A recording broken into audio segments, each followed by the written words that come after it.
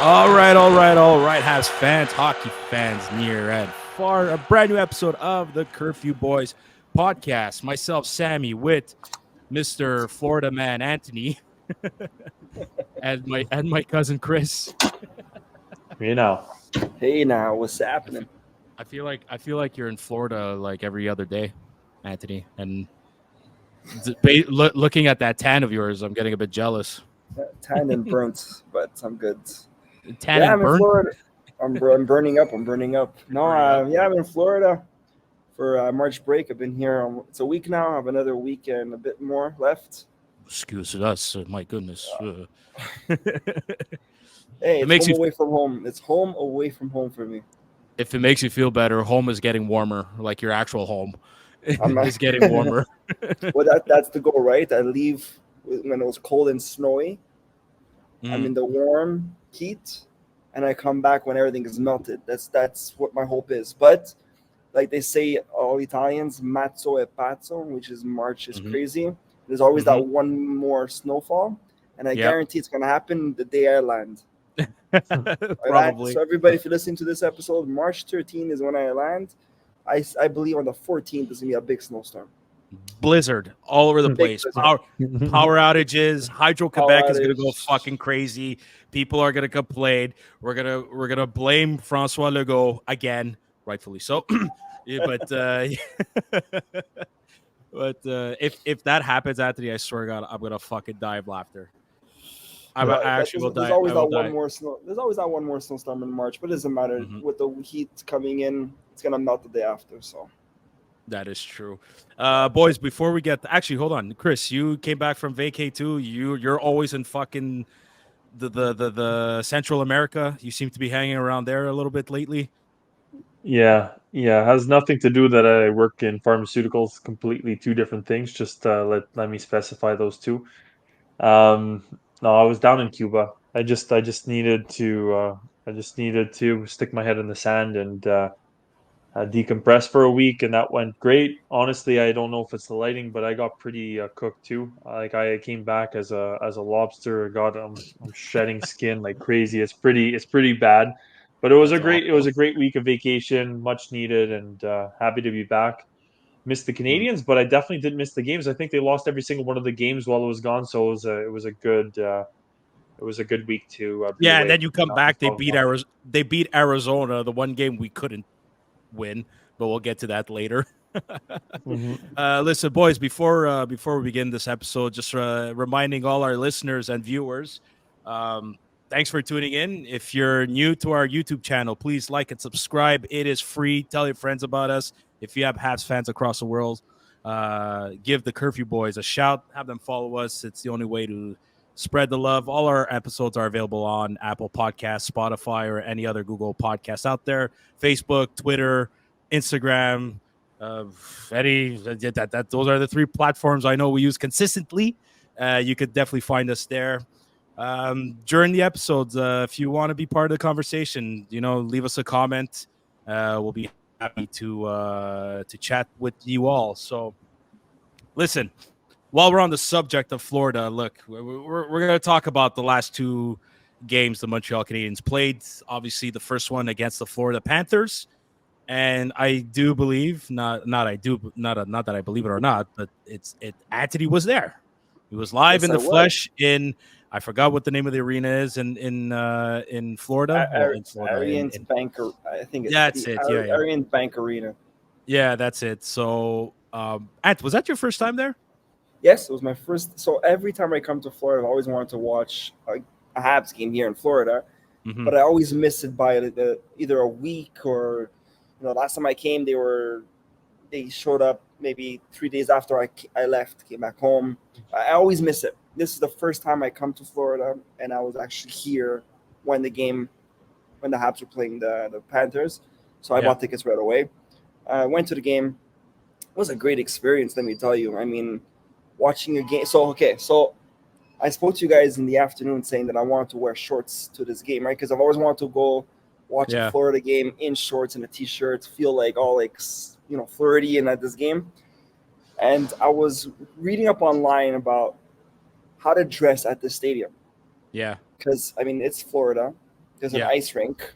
They might put the air conditioning full blast so it can keep the ice frozen. I don't know.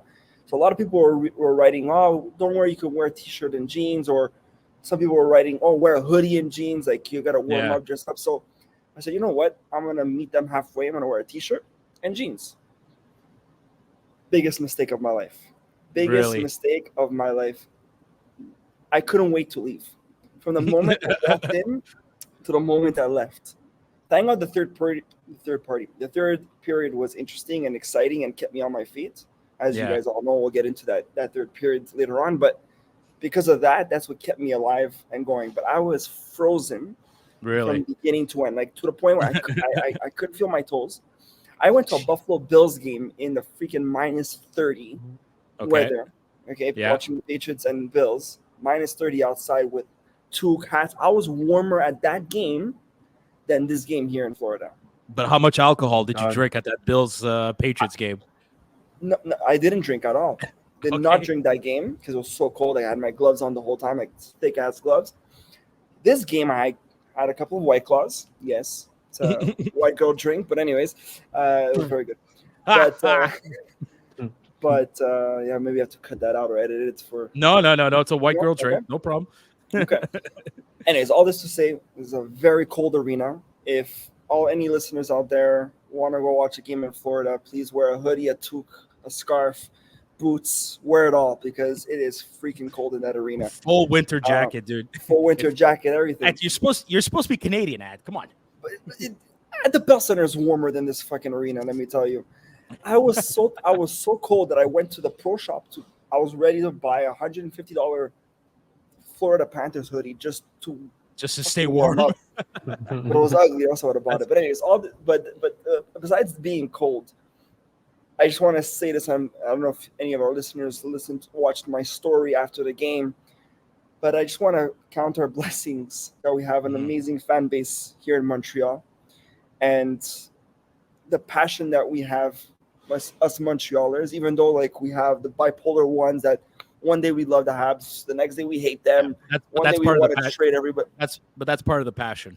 That's part of the passion, right? And we've always said Montreal is the hockey city. You know, the vibe that we have at the Bell Center. Like there's no other place to be besides the Bell Center. Yes, it's nice to experience other arenas just to experience it, but once you experience the Bell Center, you don't want to experience anything else. This arena was so quiet. Okay. The warm-ups, there was no music. Really? It was so quiet. Wow. Okay, there was no music during the warm-ups. I think one of the RDS comment on Twitter, he posted it saying, how do they do warm-ups without music or whatever it was. One of the reporters. I didn't see that. Okay, interesting. Oh, God. So already that was a bit awkward. Yeah, like, I'm telling you, this game felt so awkward being there. Like I'm at the warm-up. There was a bunch of Montrealers, like 80% of the stadium was Montreal. Yeah, exactly. It's all Quebecers. They all yeah, exactly. But it's just again the vibe there was so like the music, even like during the game between whistles. You know, there's always things happening on the screen at the Bell Center, dance cam, the kiss cam, make some noise, the wave. Literally, there was nothing all game. I think second period there was a dance competition for like 15 seconds, but that's it. That's all. There was no DJ. There was no music. The vibe was crap. Even like during the game, there was no excitement to the fans. When Florida scored, as if they scored, whoopie-doo, they scored, the horn went on, and that's it. All that to say, it was just a very awkward vibe. Very awkward vibe. But see, that pisses me off because you look at technical difficulties for Chris. I'm sure he's going to come back. If you look, if you were to take the Florida Panthers roster and switch it to the Montreal and switch them as a Montreal Canadiens. Now, I'm just like us in Montreal, we would kill to have a roster almost identical to what the Florida Panthers have. And if we did, like we already sell out every year. I swear. The Bell Center would like we already know, guys. We already know how let me say this. If we had the Florida Panthers roster, we'd be the best fucking arena and then some in this league. this, you know what this? Reinhardt scored his 40th goal this game. The 40th Yeah. goal. There was no What a standing goal that ovation, was. nothing. There was Dude. no standing ovation or anything. They announced it. So They didn't even announce it on the screen. They just said his 40th of the season, whatever. Like, I'm sorry, but if a Habs player would hit 30, there'll be a standing ovation for like the whole period. like everybody would be up on their feet. And we're not being biased. We're being honest that it's in Montreal. Whenever there's a milestone reached, you're getting at least, if you're not getting a standing O, you're getting a loud cheer from the entire arena. Mhm. And you know that's making me believe. And I'm not going to open up the can of worms, but like I don't think the market of Florida is bad, because listen, let's be honest, they've been to Stanley Cup Finals. It's twice now, which is kind of rare for a Florida team unless you're the Tampa Bay Lightning. You would think that You know what it sounds like? No? But but you want to know what it sounds like? The reason why they're not is because it feels like such a boring experience in this arena. Now, why would the fans pay? I don't know how cheap it was, the tickets, but like I don't think they cost as much as $100. $100, and I was the 20th row. You saw how good my seats were. Yeah, your seats. So okay. Anyways, let's give or take. It was what, $100 American or Canadian? Okay, you, so yeah, you 100 obviously US. So do the conversion. It was $130. 30? Just to say, those Okay, seats in the Bell Center is $400. Yeah, if a scalper resells them. Look, I saw tickets online, actual tickets that are not being resold, like within the Reds, $126, $130, and you're mid-level in the Reds in the lower bowl, which is not bad. The reason why jump on those tickets right away. they're solo tickets, and we'll see. But my point in all that is that it seems like it's just the overall fan experience is not taken into account in this arena, and that's why it's empty. But like, unless somebody realizes, like, I don't know if you fucking replace the DJ, replace whoever's in charge of marketing this team, whoever's in charge of like the entertainment section of this arena, you know what I mean? Because like the game itself, especially this game, Montreal versus the Panthers, was fucking entertaining. Remove the Habs fans, half the stadium is empty, right? So, like, I don't know. You're right. This market, like, and I think it's not only Florida. I think it's again, and you hear Bettman wanting to add 2 new teams to expand like, you know, like you're bringing the market to the, like, you're bringing this league to the wrong markets, and it's just unfortunate. You said it, Sam. Like, I would die to have a team like Florida Panthers. And just imagine, right? The Habs don't have they're not shit now. They're getting better, but they have a shit team, right?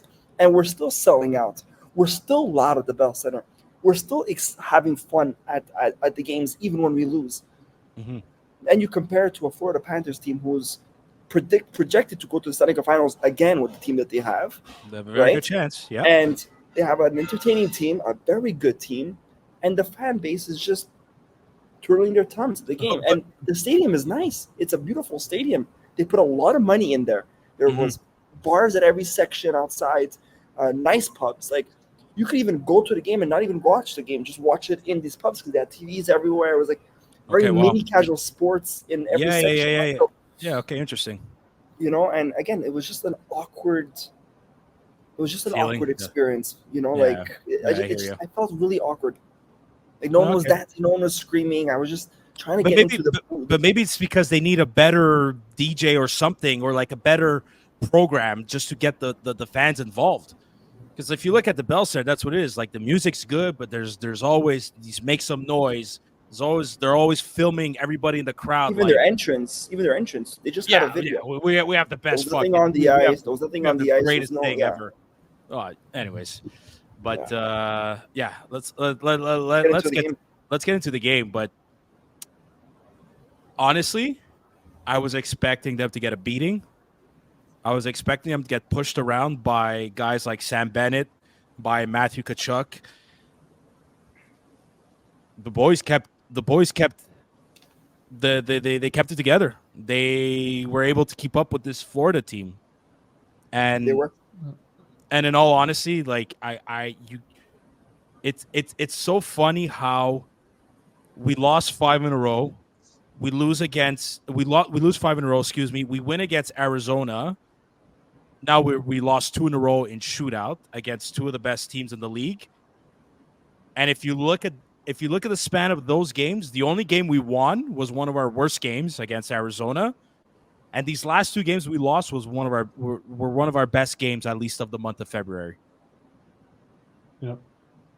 So it listen, it's to be expected with this season, the way it's gone. It's the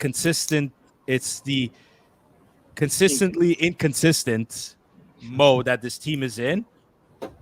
But you're hoping for a high performance from the key players, once again, who are the young future core guys, and they delivered. And dude, Nick Suzuki, I'm gonna say this: he's a legit number 1 centerman now.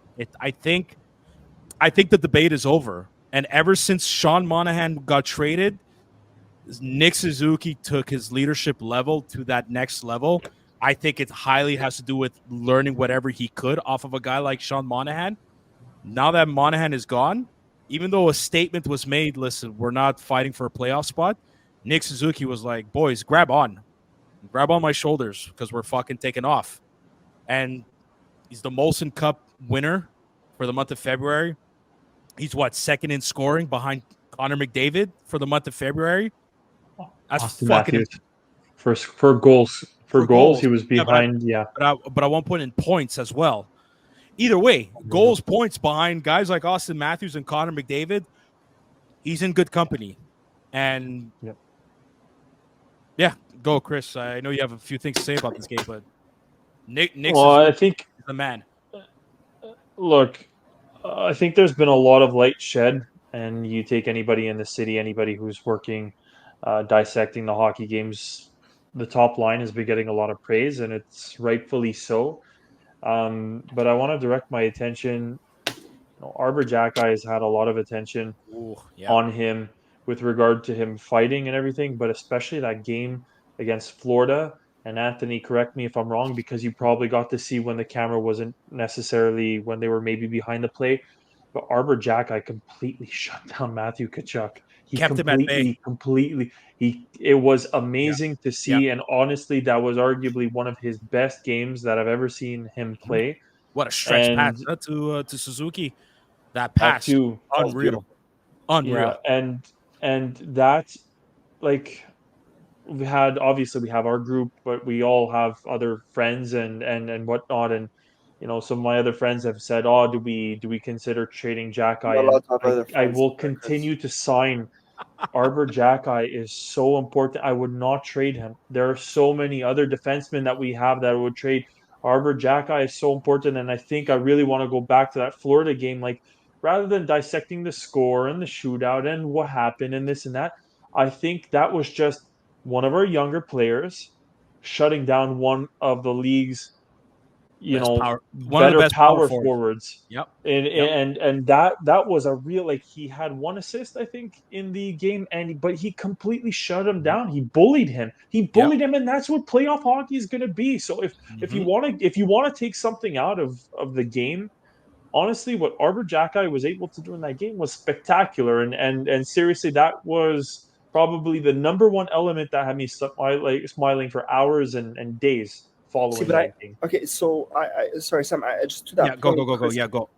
I'm gonna say 2 things. One, let's go back to a few episodes ago. Chris and I had, in regards, he's leaving, he's losing his connection again. No. I need him in this. You need him there. Okay. I need him in this conversation. So Sam, say what you have to say when Chris comes back. Well, listen. It obviously has to do with Arbor Jacki.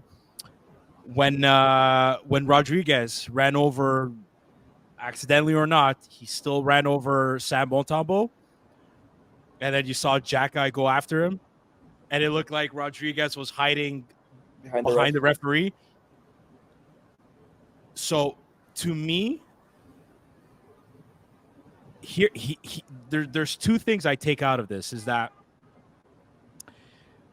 Arbor Jacki learned his lesson from going down to Laval, is that not to take these unnecessary, over emotional, want to fight penalties. Let's put those into quotations.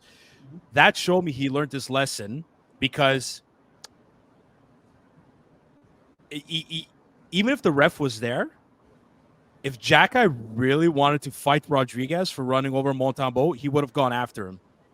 But instead, he probably threw a verbal warning, be like, listen, See, let me say this, Ant. He also said, he's like, there was a certain point of the game we were tied. He didn't say these words exactly, but he goes, I couldn't go after him and take an unnecessary penalty.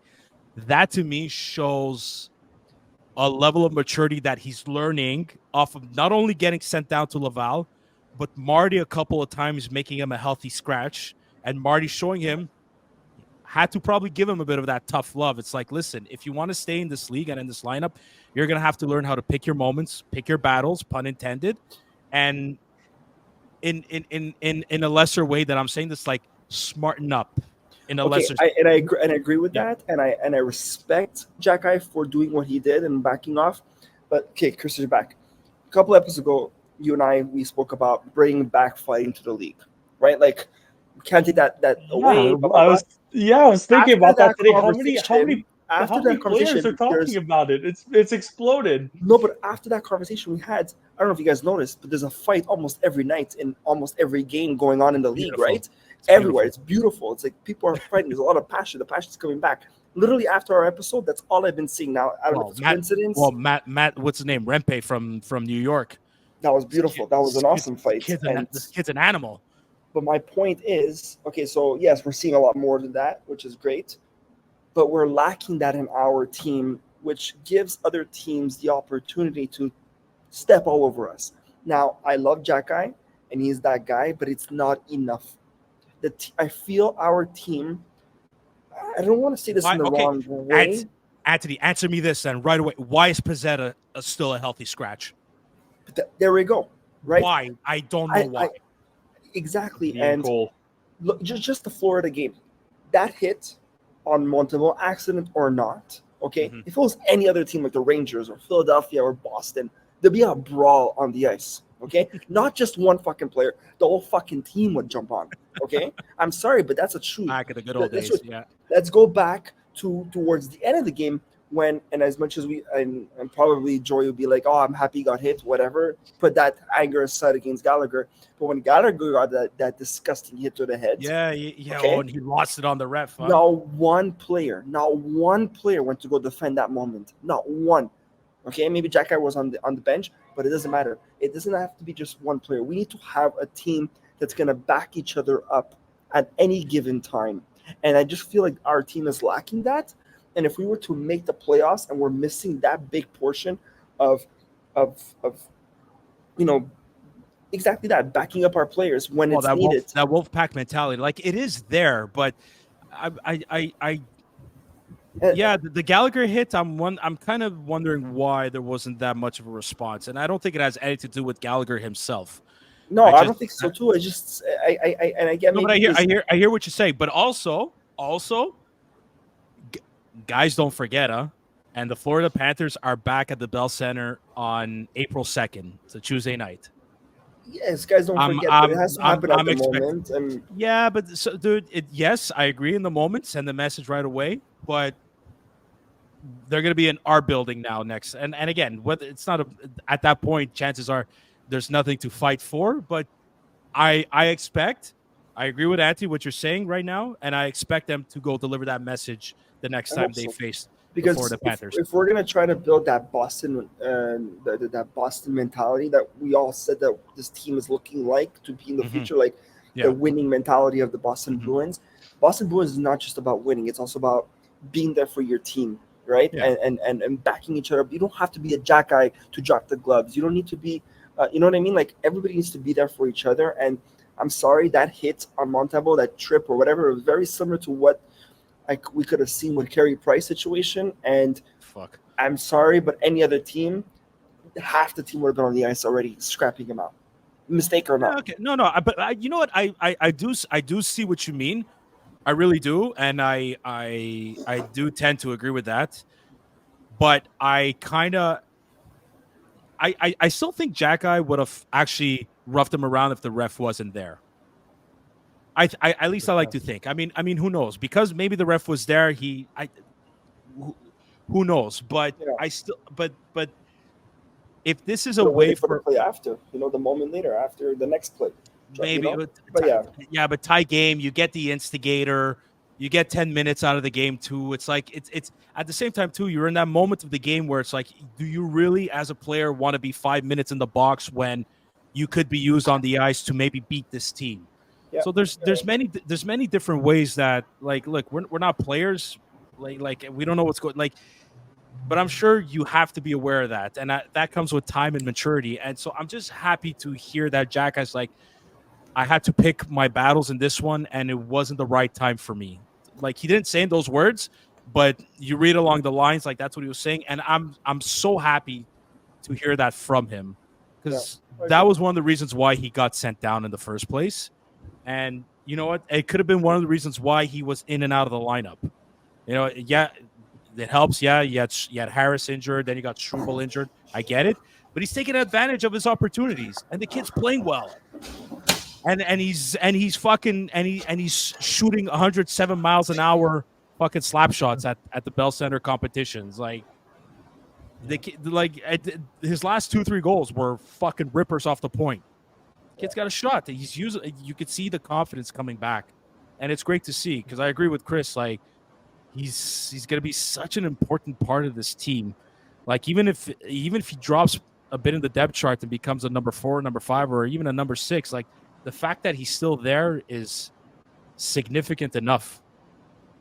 Yeah. So yeah, mark it down. Take our bet on this side of things. Arbor Jacki, again, for the 6th time, is going to be a key piece of the Montreal Canadiens blue line when they're going to be going to compete for the cup. And I think the more that this team is going to evolve, I want to also go and touch upon 2 points that Anthony brought up, but going to play for the cup and playing in the playoffs, and just the progression of his own career. I think Arbor Jacki is going to end up fighting less and less. I think, then going back to Anthony's point, I think we are going to have more players in the lineup that are going to be more responsive. And I hate, like, it's not that I hate to say it, I'm actually very much looking forward to it. But when guys like, sorry to say, but when Tanner Pearson, and I know Christian Dvorak is out, Yoel Armia, like Yoel Armia, I'm sorry to say, but for such a big frame, he's a big push around. He doesn't throw around his body, doesn't make any real statements towards other teams, and they're the type of player that he yeah, but that doesn't was never have his that game, impact though. mentality. Yeah, but It that was wasn't his never. I game, don't. though. I don't expect, and I hope Habs fans understand when I say that Armia, he was never a fighter. He's not a fighter, but you, you know. Of course, it would be his fucking brother. But Florian Jacki, when he's going to come here, if he Well, ever, if I that type yeah. of a player, if that type of a player ends up playing for the Montreal Canadiens, there's already a second person who's going to be reacting in a split second You know who to else? jump in and fight. Yeah. You know who else? I don't expect him to fight, but Oh, throw his body around. oh, Luke Tuck. yes, I was just about to say, Yeah, I hope those. he's I hope we see those two in the future on, like, a fourth line role, just a fourth line grinder role. I hope we see those two. 100%, 100%. And I think that is going to change over time. I think, Anthony, don't worry, that's naturally going to happen when the team is going to get more competitive. And the other thing too is, it's going to sound ridiculous, but even with Kirby Dach in the lineup, he's not a Mhm. fighter. He doesn't do anything, but he's just such a big body in comparison to a player like Gallagher, to a player with a smaller stature, that sometimes, we saw him lay out Gudas and then, like, stare him Mhm. down. We literally saw that Mhm. happen, and it doesn't mean that he's a tough player. It just means that he has the capacity. He's a lot more likely to knock. Oh no, Chris, pay your bills. No, but anyways, he'll be back, obviously. But yeah, I agree, and it's not so much about your capability of fighting. It's just being able to withstand the physicality of the game, and just being mentally tough as well. Like, that's what it comes down to. So Sorry, guys. I, yeah, I don't no, know it's what all the good. hell is going on. It's my computer, because it's clearly No, not it's my all internet. I've switched between multiple, but look, all this. no, it's all I good. wanted to say one last thing. I am so happy. I don't have a crystal ball or anything, like that, but I'm so happy to see fighting coming back. And it's funny, I we like it. said that it's going to engage fans emotionally, and look, fans are giving Rempe a standing ovation in warm up. In Mm. warm up, like, do we not understand? And again, we don't want. I do not want random ass fighters who cannot play the game of hockey in the Oh, game. We don't need that. I think that That's style gone. of enforcer is gone. I think now guys that could drop the gloves are guys that could actually still play hockey. I just want the passion back. We just want the passion back in this game But because you could tell this league was losing it. We need to bring it back. You know, perfect example of what we said before about the stadium being very quiet when you have a good, talented team on the ice and no fans are watching this game or passion to be there. But if you bring back entertainment to this, sorry, not entertainment because I don't want to use that word because entertainment is like WWE or whatever, but if you bring back the passion, players on the ice who want to play, who are fighting for something more than just themselves, like you want to bring that back. And unfortunately, it's not that I want to promote violence. It's not that at all. I don't want violence. It's you want to see how do you say it in a way where it doesn't sound like I want fighting. Like But it's okay. Anthony, Oh, you know, Anthony, no, but it's part of the game. It's always been part of the game. We're allowed to say that we want fighting to stay in the game of hockey. But and again, we're not gonna have these. Look, look, I'm gonna no. Let me retract this. Yeah, stage fighting is gonna happen, but a lot of times the reason why fights happen is because there were cheap shots that were done to somebody else or to somebody that's might be one of the best players on the team. And if you take away fighting, I'm telling you all, the cheap shots are going cheap to go shots up, are gonna. and you know what else is going to go up? Concussions are going to go up. Only the league is in, dead if the fighting is removed. I'm telling you right now, no one's oh, gonna want to watch this sport anymore. of course, I totally Because agree. taking away fighting, you're removing passion to the team, to the game. All that to say is, yeah, to end off on the Florida Panthers game, it's like it's just even Motown Bowl, like fuck, he got deked the shit out of in that shootout. I don't think that Reinhardt goal should have ever gone in, but like that was also obviously a beautiful shot. Yeah. But if you notice, Motambo goes down just a little too early, exposing a bit of the top corner opening, and Reinhardt just fucking sniper shot that in there. Just to conclude Florida's overall game, I think the Habs beat themselves because let's go to that second period. The first 10 minutes, yeah, you guys noticed there's only 2 shots on net. Okay, yeah, that's mind true. you, there was 3 power plays for fucking Florida, so they were in the offensive zone the whole first 10 minutes of the game. But the third period, we were in the power play many times. We had 2 or 3 power plays. Yeah, we could have finished the game. Like we could have sealed the game in the third period with those power plays, and we just didn't. And I think we beat ourselves. We went to overtime, and they had a penalty, right? If I'm mistaken, no, that was with sorry, confused. That was with Tampa. No, that was Tampa Bay. Yeah, I think the Florida Panthers game we beat ourselves. We had a lot of opportunities to seal the game. When we took the lead at 3-2, we had the momentum on our hands. Like the second period was shit. Like after Slavkovsky's 0.7-second goal. Oh my god, that's true. Huh? That was amazing. Those are my favorite goals. Those are my favorite goals in the world. That brought the momentum back. Yeah. Oh, big time. That momentum because we had a shitty second period. After that goal, the third period, the team came out strong. Changed everything. We played amazing in the third period. We just didn't capitalize in the power plays. Yeah. Which beat ourselves because we kept the lead and then we lost the lead and then shootout is anybody's game, right? Yeah, exactly that. And it's almost, I don't know about you, but I felt like the Tampa game was very similar. And again, I was expecting them to really get a beating because Primo was in nets against the Tampa Bay Lightning, and he held his own. Man, the kid could play in this league.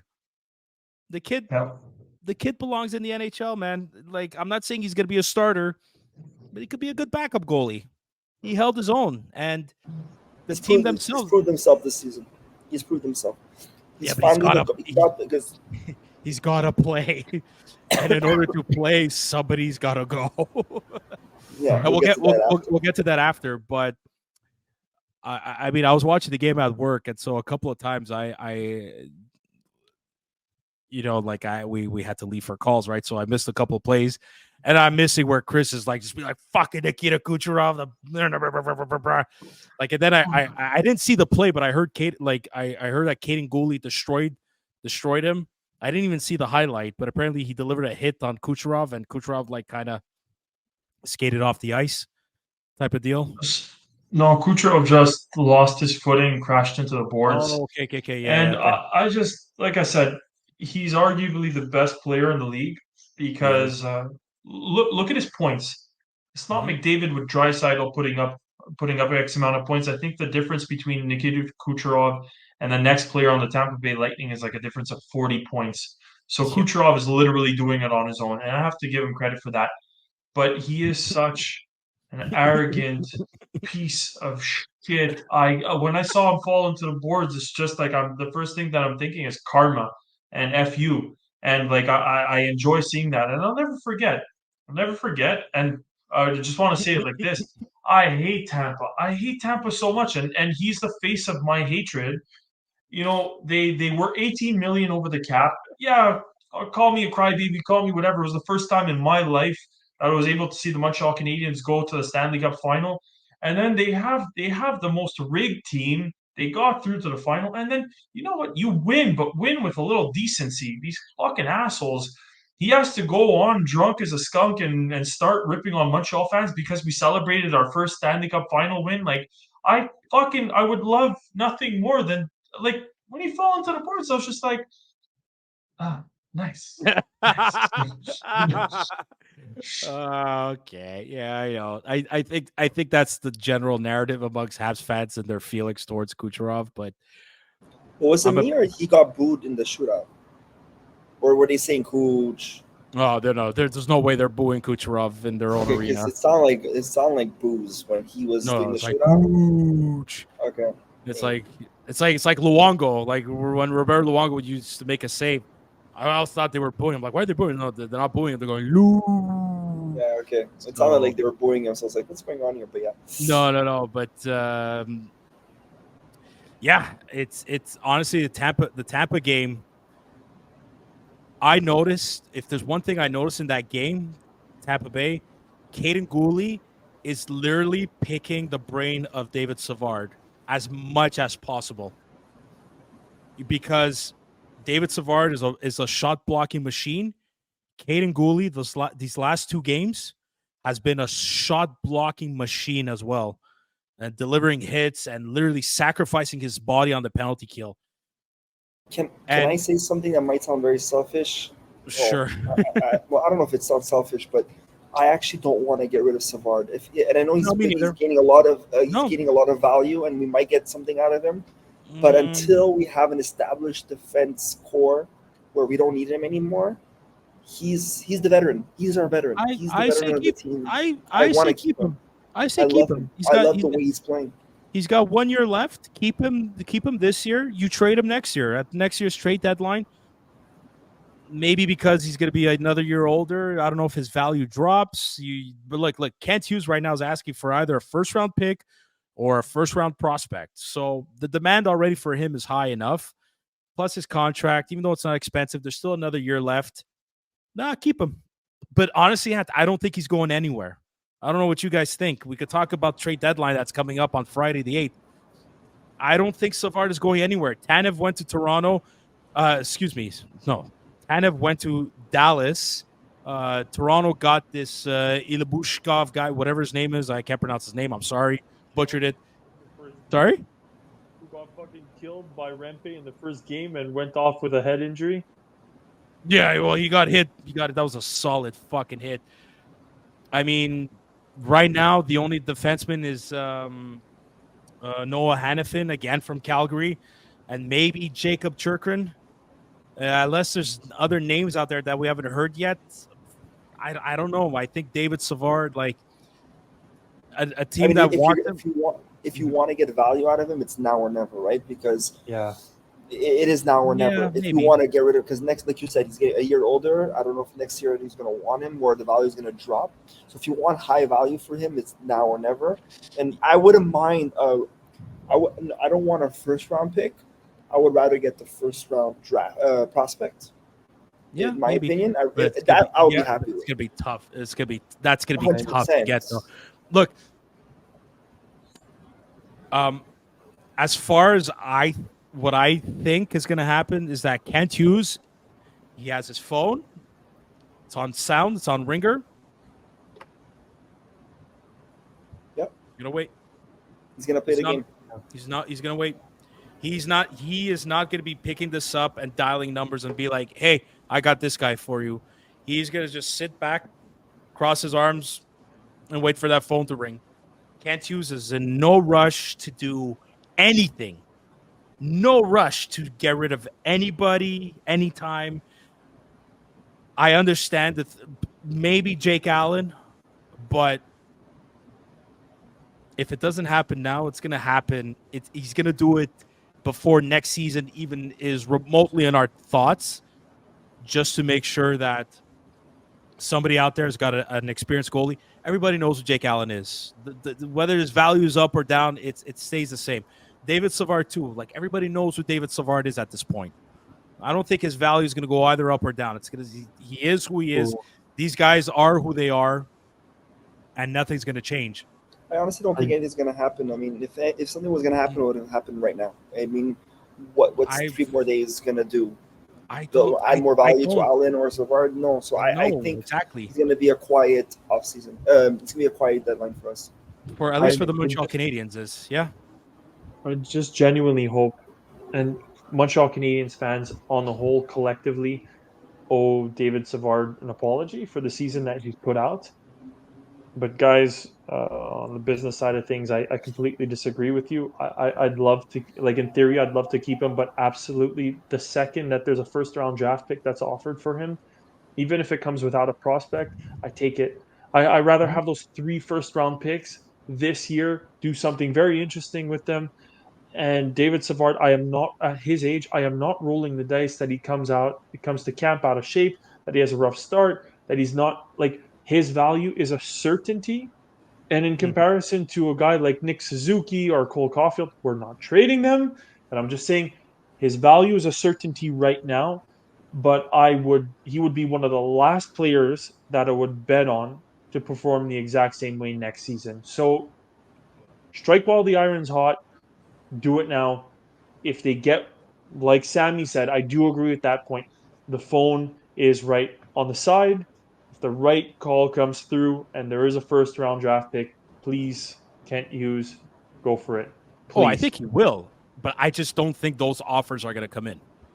But if there is an offer that comes in for a first round pick, you take it. You take it. Run. Yeah. I think we owe an apology to 2 players of this team. It's funny how how everything turned around for us. We shat on Montembeault and Savard for the longest times, and now those are 2 hot players that we don't want to Make lose. it add in a third player. I think we shat a lot on Primo and the kids showing that he could stay in this league.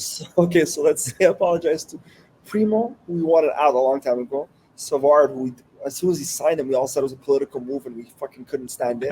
That's And true. Montembeault was the guy we wanted to trade him for a bag of pucks. And now we want to keep Montembeault. We're calling him our number 1 goalie. Mm-hmm. Savard, our fucking veteran defenseman, who we don't want to lose part of the core. And Primo, who we think that might be a good backup. It's crazy how things have changed. But hey, I love seeing this. I love seeing that's this. a beauty. To me is- Yeah, I agree. It's the beauty about sports, and it gives us something to talk about. And Montembeault, I don't know, like whatever work ethic he suddenly got. Well, I don't know if he suddenly got, but whatever he did after that very bad season, like he's got to keep doing that. He's got to just keep working at it because it's working. Yeah, you know what? David Savard came into the Montreal Canadiens after a fucked up COVID season with no off season, probably no time to recover. Like the year that we fucking finished last, that year was just overall terrible for so many reasons, and one of them being that they go to the Stanley Cup Finals, and then a month later, you're starting a new NHL season, a regular NHL season now. So there's just so much, like the stars were aligned for a fucking disastrous season that year. and one of them is because of that. And I think David Savard, him too, going to the finals with Tampa, beating us, that signing with Montreal, barely had an offseason to recover and to train. It was a disaster waiting for it to happen. But like, look how he turned the table, like Anthony said. But now,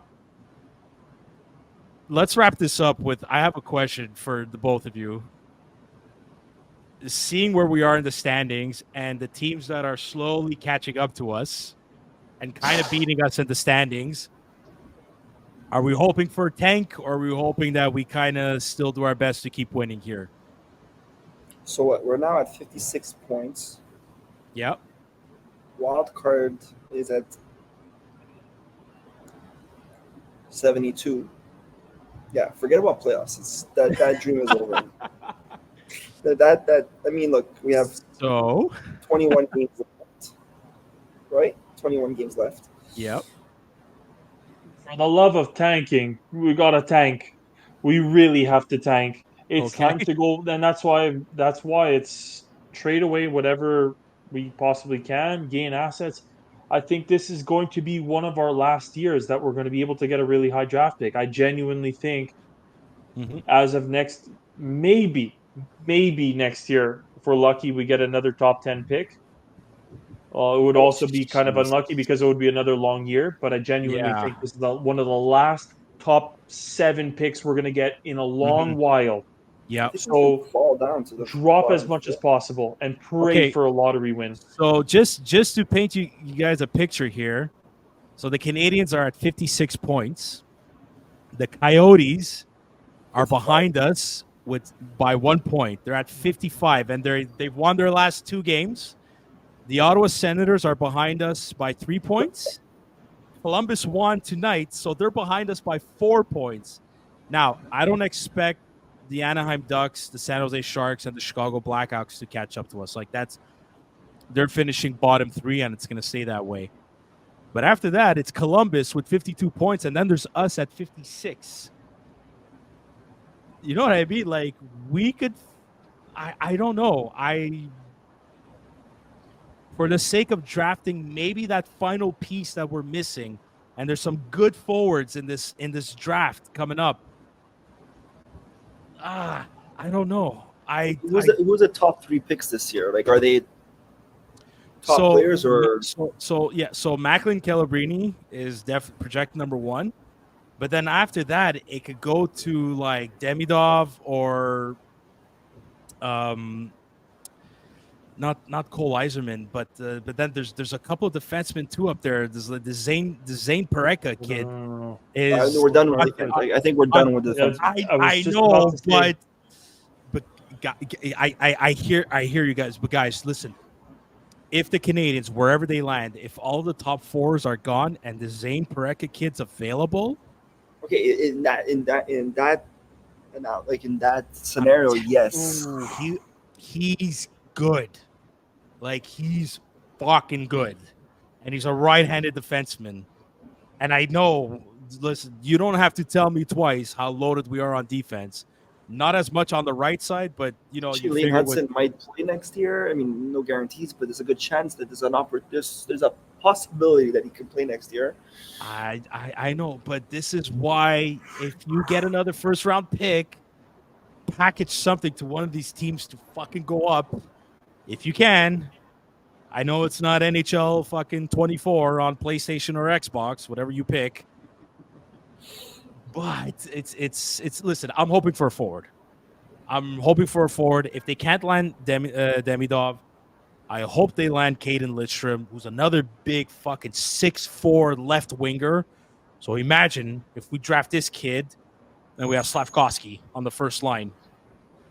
I'm just saying, we missed out on Brady Tkachuk. Maybe we should miss out on this kid. That's my hope, but we'll see what happens. I'm just saying, like, fuck, Columbus. The Columbus Blue Jackets are 4 points behind us. 4. And if we, like, I hate it. I hate losing. I hate losing. But if the Canadians play well and lose for all the rest of the season, look, to me, I might be happy. Season, I'm at this stage in what we're 61 games in. You guys remember how I started episode 1 in this season? Mm-hmm. Okay, I said it. I'm not looking at playoffs. I'm not looking at anything. All I want to see this season is this team build chemistry together, Yeah. build that experience, and see the improvements. And guess what? We saw it at Slavkovsky. Yeah. We're seeing it in Primo.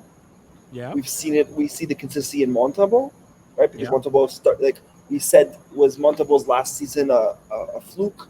Is he Yeah, going to continue it? And was a guess good- what? He wasn't a fluke. Now he's showing us that he is our number 1 goalie. Primo, now from let's trade him for a bag of pucks to he's going to be our second goalie or whatever the case may be. Mm-hmm. Mm-hmm. Slavkovsky, whoever we thought was going to be a flop, is proving that he's a fucking number 1 pick. Okay, Suzuki finally shining. Yeah. Okay, Yeah. he's gonna hit the 30. I hope. I mean, if he doesn't I get hope so. injured, I he's think he hitting could. 30. I think he Well, could. 22, Yeah. More than point per 22 games, 21 games. You think it's 8 goals left that he needs. If he doesn't get injured, he's hitting that 30. Okay. Okay. And good chance he could get close to 40 again if he doesn't get injured. So I know it's a long shot 40, but 30 is hitting if he stays healthy. So already just by those points I just mentioned, I am very happy. So to all our Habs fans out there listening to this episode and saying, they're fed up of the losing, and guys, we're in a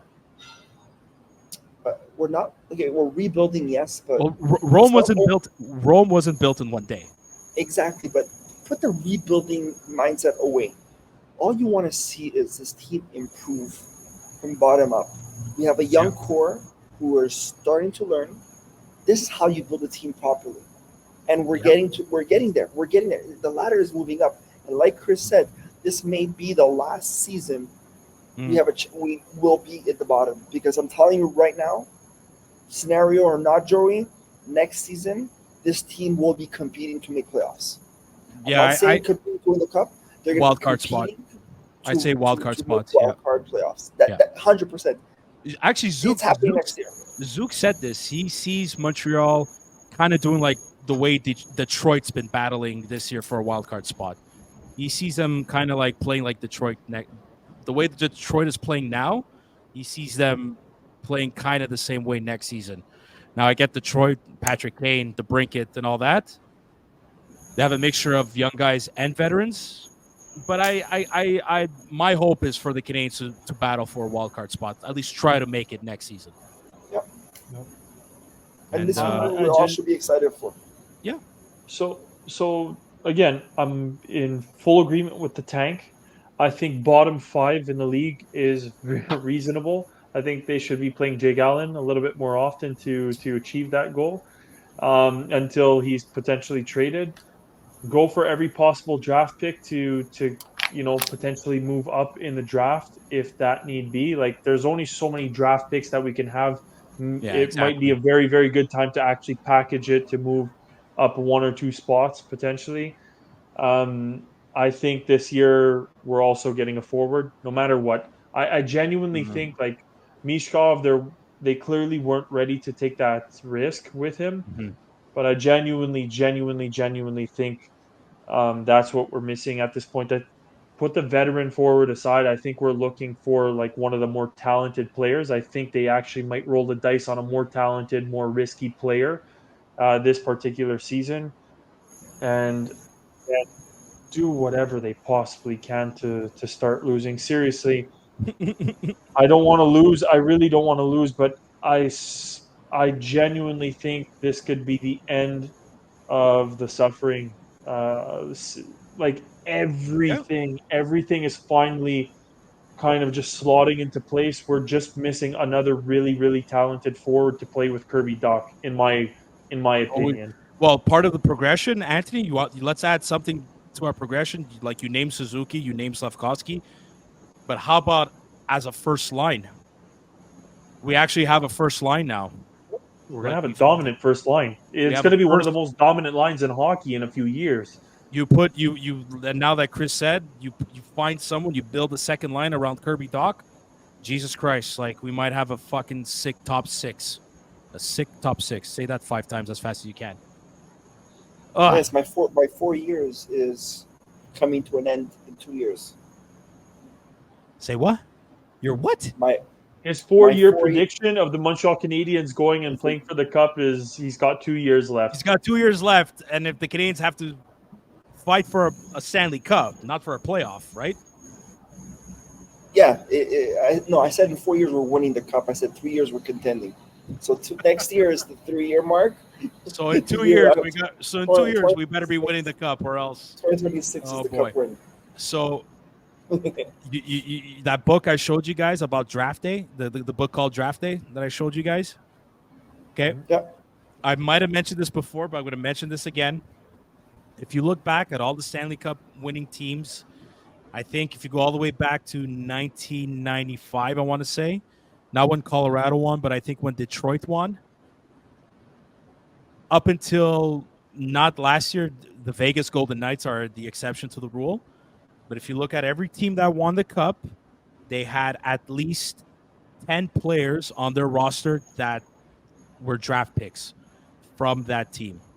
And then other players that were there, they were either young players they traded for, a la Kirby Dach, or a la Alex Newhook, or a la Chris Draper with the Detroit Red Wings.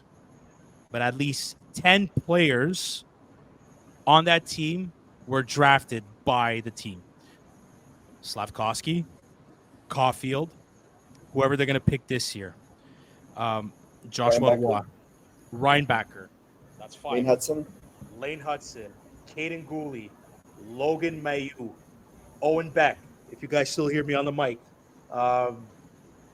Let's count Arbor Jacki, even though he wasn't drafted. You know what? Jacki is a product. I say I would even go as far as saying I would probably even put Nick Suzuki on that list, because we didn't draft him, we traded for him, but he didn't play a single game for the Vegas Golden Knights. He got developed under our organization. And, I mean, look, I will not add Alex Newhook to the list. Okay? Chris, I'm adding Nick Suzuki to that list because even though we didn't draft him, we developed him. I don't care. 100%. Look, okay, for arguments, we won't add Nick Suzuki because he really did not get drafted by the Montreal Canadiens. Obviously, you're not adding Kirby Dach to that list, and you're obviously not adding Alex Newhook to the list. Okay, sorry. Oh, I want to ask a question. I know we're wrapping things up, but trade deadline coming up in the off season. There's 4 or 5 teams that are going to hit their cap next year, like Toronto Maple Leafs, over cap, right? Yeah. And now, what do you Edmonton just signed who recently? Was it Edmonton or Toronto? Toronto signed Nylander, that extension. Yeah. And then Edmonton recently signed someone, no? Are you thinking of Elias? Sorry. Talk about Vancouver. Vancouver, sorry. Yeah, Elias Pettersson, yeah. So all these teams who have these superstars that can't afford to keep them next year and the year after, what do you think happens to them? Well, it's their support players that we're going to pick off. Like a Zach Hyman, the way Edmonton was able to scoop up Zach Hyman and make him one of their key players, that was because Toronto mismanaged their cap. And that's what's going to end up happening. Toronto, if they don't win it this year, hope to God that they don't. But if Toronto doesn't win it this year, that team is going to get pillaged. They have nothing left. They have absolutely nothing. And they're going to have to restart with draft picks. But Toronto's been competing and finishing top 10 in the league for years. Their draft pool is garbage. They don't have Matthew Nyes. Ooh, wow, he's so good. He's the only decent young player that they have up and coming out of their whole organization. That organization is garbage, and they're going to lose, again, all of their supporting players. Even look at Kerfoot. Kerfoot was another great support player, another good third, fourth liner for them. I don't know how the hell, Toronto's progressively, in my mind, getting worse as the years go along, and thank God for it. But you take all these other teams, and all their good support players are just going to disappear and go somewhere else. Tampa Bay Lightning, Yanni Gourde was lost for nothing in the expansion draft, but he went from being a third-line player, a support player, to a top-line player in Seattle. And that's exactly what we should expect. And that's exactly what we have to clear our shit out. I'm on Cap Friendly right now. Out of 32 teams in the league, how many do you think are using their LTIR right now to help them with the cap flexibility? I think at least 20 out of 30 teams at least. Not 20, but you're not far. There's half, 18? Less 16. 18. 16 Oh. teams. 16 out of 32 are using their That's LTIR for a cap. That's half. And it includes Montreal with Carey Price's contract. That's half. Half of the fucking teams are using their LTIR. Perfect timing for these 2 expansion teams that Bettman wants to bring in.